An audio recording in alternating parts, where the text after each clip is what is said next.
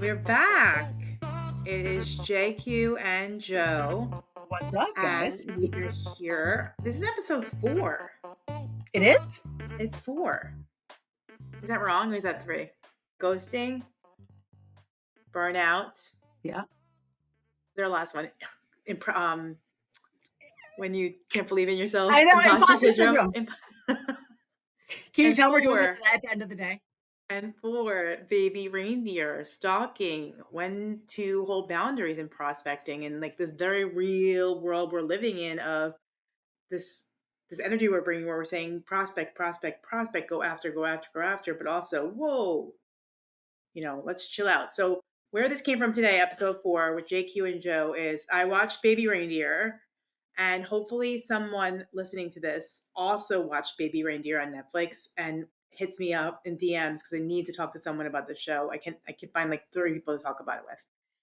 And without giving it away, it's a true story. The character in the show is playing his own real life and talks about something with stalking and some real life trauma that happened and went down. And since that, there's been a lot of buzz with the actual person that did the stalking coming out on social media. So it's just sort of creating this buzz. But the reason we're talking about that and prospecting is today is because I, someone that lives prospecting every day, experience something. So I was recently on LinkedIn, like I am all the time. It's always up on my screen. And one of my prospects that I've been heavily going after for years actually posted, speaking at an event, so excited, really jazzed up to be there. Hope you can join. And it was in Chicago on a Saturday. And I thought I could be there. And I was thinking I could comment here and say, like, oh, I'm gonna be there, I'll be in the crowd. And then I thought, whoa, do I end that with a cup of tea sent from my iPhone, which is a reference to Baby Reindeer, I'm sorry. So I thought, no, I'm not gonna say anything. I'm gonna step. It didn't feel right. It gave me what I would call a bad tummy feeling. And so I sort of left a boundary. This was a networking social event for her and her business, not a time for me to think about prospecting and a lead and lead generation. So I messaged Jenna right away, JQ, and said, have you watched this show? I think there's a conversation, something to be said about boundaries and prospecting and when to slow your roll, when to step on the gas. So as always, she had immediate thoughts, and here we are.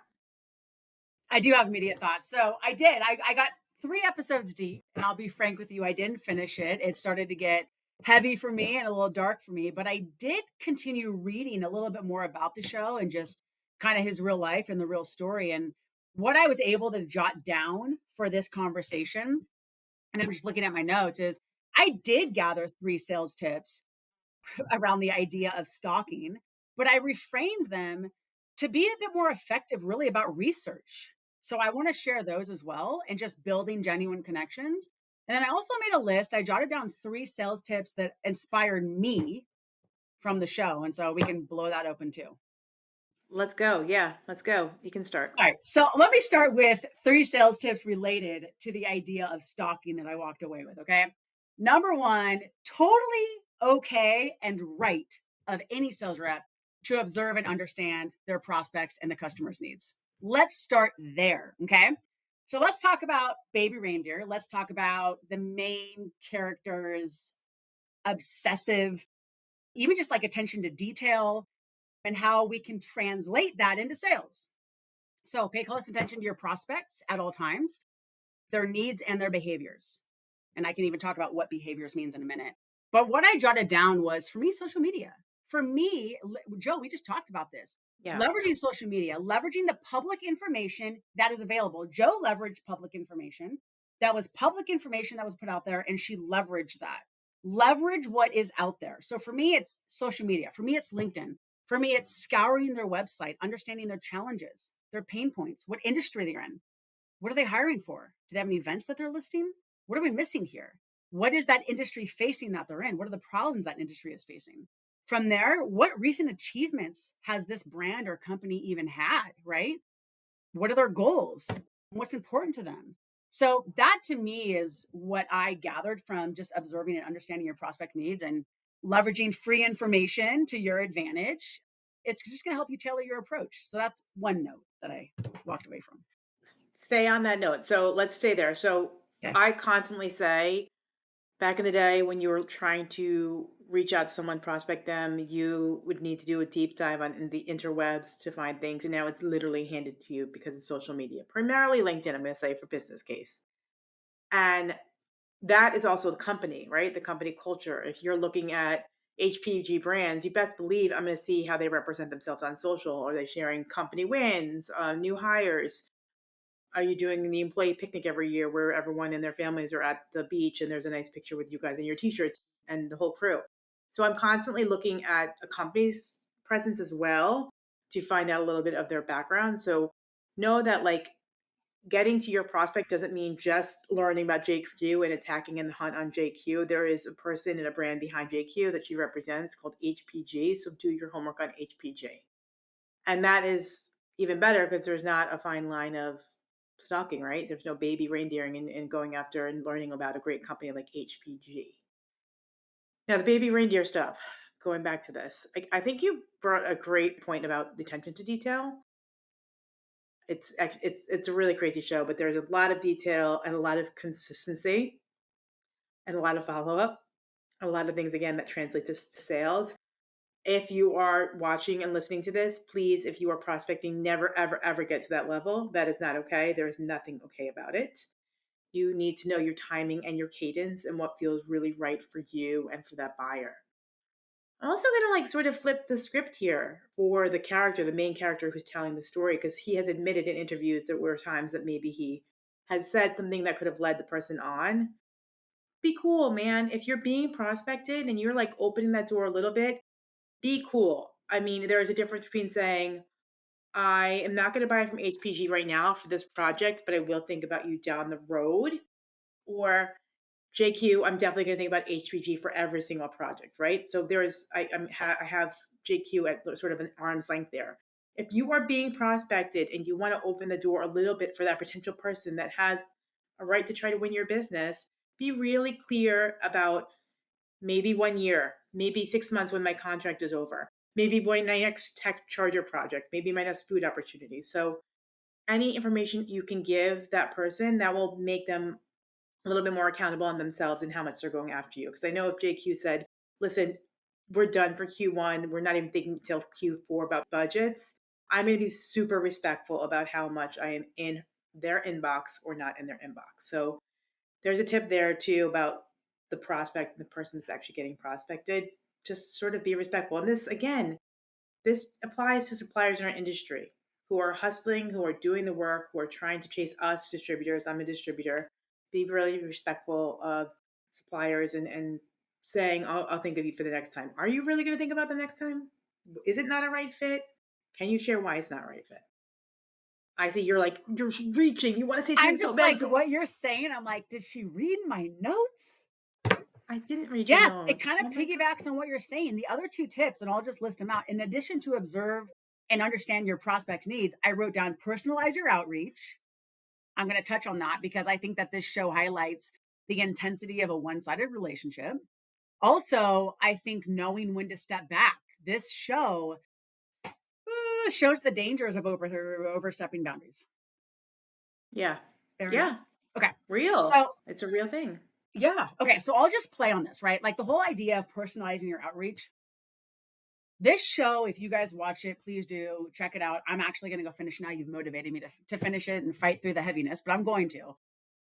This, the idea of personalizing your outreach instead of sending generic messages, which so many people do still, tailor the approach.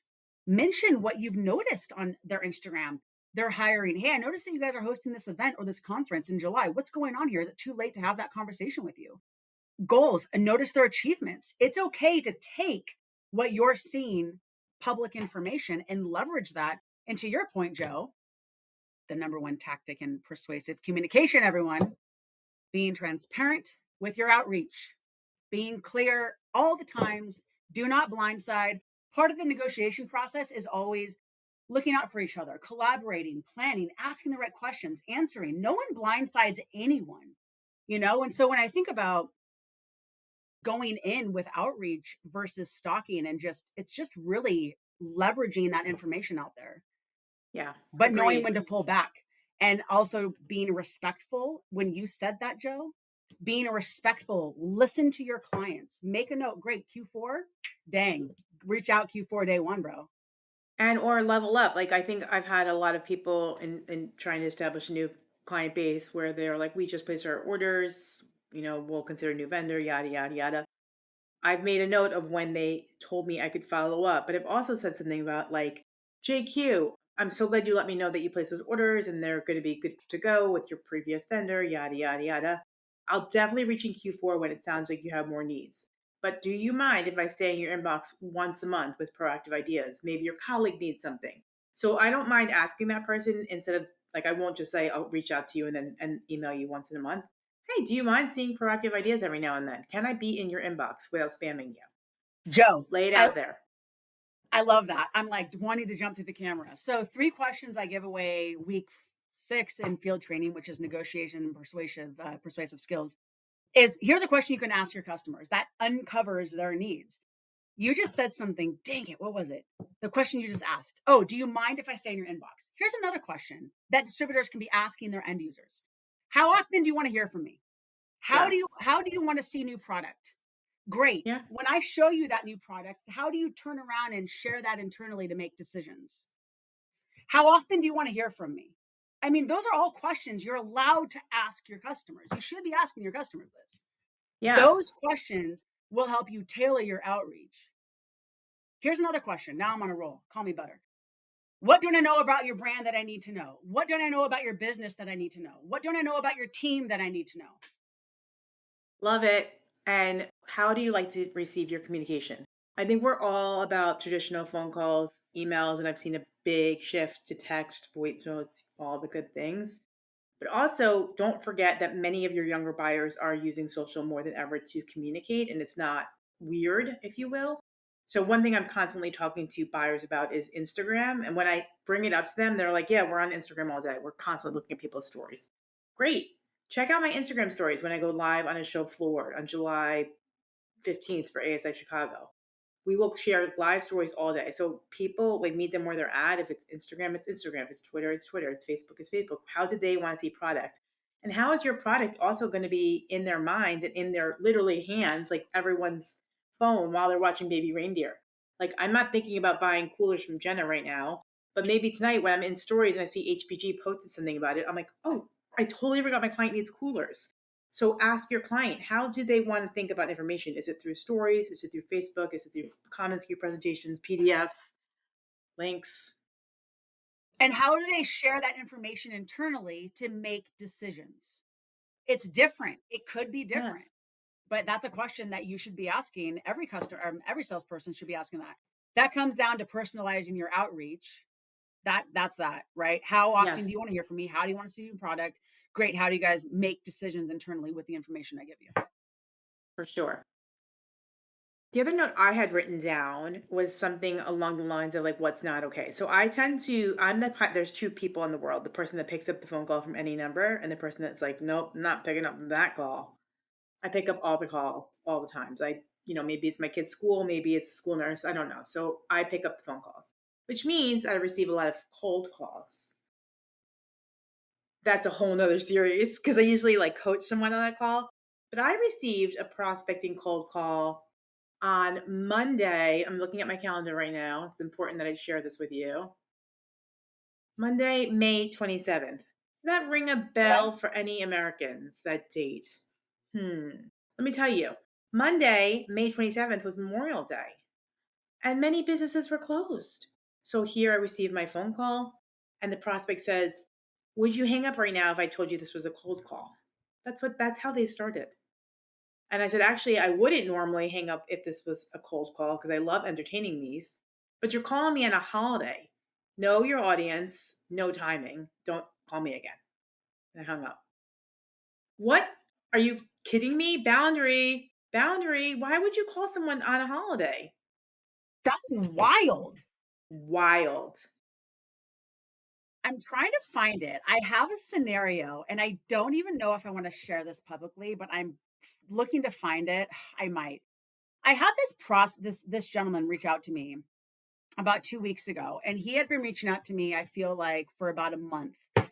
Just boundaries and just blasting me, Joe. He Really? was looking to get in touch with somebody at HPG that would hire their agency to run our SEO. After I received a PDF attachment after like the sixth or seventh message, I wrote back, but I did 5 minutes of research on him. I wanted to make sure that I was not a good fit for him. I did research on him to go back and prove to him, bro, you're wasting my time. I sent him an email. I sent him a message back, whatever his name was, I forget. And I said, sir, I am not a good prospect for you. I am not sure why you would spend all of this time prospecting me as the director of sales training and development for a company. I would not be your entry into this at all. You've done nothing but waste my time. And you've prompted me to actually do research on your company. I needed him to stop. He was blowing me up, sending me work emails, sending me emails on my personal. Anything he could find, he was messaging me. So here's my point. That was crossing boundaries. That was That's crossing boundaries. insane. And it prompted me to spend more time in my day doing research to go back to him and say, "I am not a good prospect for you." I even gave him some tips because I was so frustrated. I mean, we can actually do a series on this. Again, like not doing your due diligence. Someone connected with me. I get a lot of industry connections, and they were connected with many people I know, accepted the connection. Within a day, thanks for connecting, took a look at your profile. I'm going to introduce myself. Then nothing. So, sort of like waiting for the intro and then nothing. And then 3 days later, looking into your company more, blah, blah, blah, lead generation. We're actually looking for a company in the Chicago and area. Are you looking for me to help you? Or are you looking for you to help me? I'm actually confused and baffled at this point in the game. So then she writes again, do you want me to take a hike? And so I wrote, I'm sorry, let's just pause and start again. What are you looking for? What services do you offer? Nothing. If you can't tell your story in the first 1 minute of sharing what you need or what you want from me, and I'm happy to have a conversation with many people, then why did you message me? And now it's been a day and a half, and I'm like, what type of services are you talking about? So we can get on the same page, decide if we should have a call, or maybe I know someone that could use your services. And nothing, just nothing. Joe, here's Nada. another one. I found another one. Another not even a good prospect for this guy. He's sending me multiple messages at like 4:30 a.m., 5:30 a.m., and then he sends me a voice message. I Oof. responded back last week. Hey, blank, I am not a qualified prospect for you. You've reached out multiple times, wasting both your time and my time. This is your fourth message to me. I have no interest in what you're selling. I am not a good prospect for you. Okay, so we've shifted it here. We could all talk about things Sorry, that I land in our know. I just inboxes, like, but no, no, no, you're good. I started this, but I want to share here that we know that we usually give someone the time of day because we're doing it. If you are trying to get me to look into any services or have a call or make a connection, which I really usually am quite happy to do, please be super clear about what you want and need to make sure that we both know if this is a good fit. Because I don't want to waste your time either. And don't tell me to, I was not going to tell you to take a hike. That was so weird that the person said to me. All right, back to baby reindeer. we just had like an identity crisis. Are we back? Are you okay? I'm okay. I'm back. I'm good. Okay, I I'm feel okay. good. Okay. Okay, baby reindeer. Basically, don't be a stalker. I mean, we could just like end the show on that. Don't be a stalker. Qualify your leads, be so respectful of their time. I know people in our industry are there are a lot of road warriors. Our clients are road warriors too. So, there's going to be times that people are traveling and just trying to push all their work to the next week. Be super respectful if someone says, I'm not going to be able to talk for a week or 2 weeks. You know what I like to say? I like to say, client that I said, I'm on vacation. Let's talk the week after that. I said, there is no way I want to talk to you the first day after vacation. I will call you in 2 weeks. And she said, thank you so much. That's actually funny. I'm like, I don't want to be the thing you dread coming back to after a great trip. So try to find a little bit about like, are they at events? Are they traveling with family? And don't bombard them on day one. Everyone's playing the catch up game. Be super respectful of people's times. Ask them the cadence about how often, if you're getting in, how often do you want to hear from me and how do you want to hear from me? Awesome questions. And do not send 75,000 emails over the course of 4 years or whatever the time frame was. It's not okay. It's not a good look. Not good. No bueno. I'm with you. And my three takeaways from this show, as far as I did make it in, but preparation and in prospecting is going to make your interactions way more effective and meaningful. So my three takeaways were, yes, leverage all relationships around you for success. Be bold and direct when you are prospecting. Sales requires bold and direct, hard, transparent questions. And then prospect with intent, meaning definitely lean into the information that is out there and leverage that. Bring that up. Lead with transparency. Ask the right questions. Profile the business properly. Ask what their values and goals are. Ask your buyer what keeps them up at night. That's how you tailor the approach. Or even what pisses you off? What pisses you off about the current person you're working with? And how do I make you look good to your boss? I love it. Here's another one. What are your biggest priorities between now and end of summer? After this event, what's your next biggest priority? That gets them Yeah. talking about their needs and their pain points. Yes. And again, if you're listening to this, there obviously you're going to have to do follow up. There are times we're going to have to do a bit of stalking in a healthy way. There's a line between taking it too far. So I think just follow that gut feeling. If you feel like it's too much, it's too much. Feel like it's too much, again, it's too much. We're also in a weird time, in a weird zone where, again, distributors and suppliers, you can't mail things to people's addresses at work anymore, right? They're not in their office 5 days a week. So there is a really crazy personal boundary now where I'm in your home, like it or not. Jenna's in her home, I'm in my home, and people want to send me samples. I'm giving you a home address. Be so respectful of that information and what you're giving and what you're sending because those are ending up in someone's hands, potentially children's hands. Don't take advantage. Don't just send things to send things. Some people don't want a lot of boxes and a lot of things. Some people want to think about a more sustainable approach. So in this world of us not getting things to the corporate office and channels, be super respectful about the fact that you have clients' home information. I love that. And something you said earlier just popped back into my head about just being transparent with your clients and letting them know what they can expect up front from the interaction so they're not blindsided. That builds credibility. That's persuasive communication. It's kind of the start of the negotiation process as well. So that's where I'm at. Eek. Good stuff. All right.